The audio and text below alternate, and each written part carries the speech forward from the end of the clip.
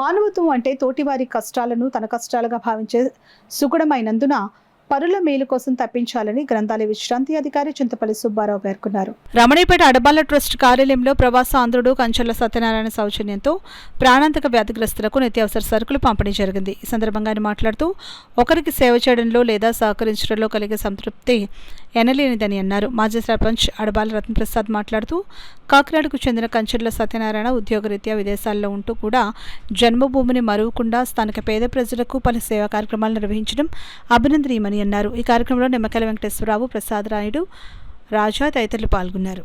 ఈ ఆహార దినుసులకి వారు సహకారం అందిస్తున్నారు.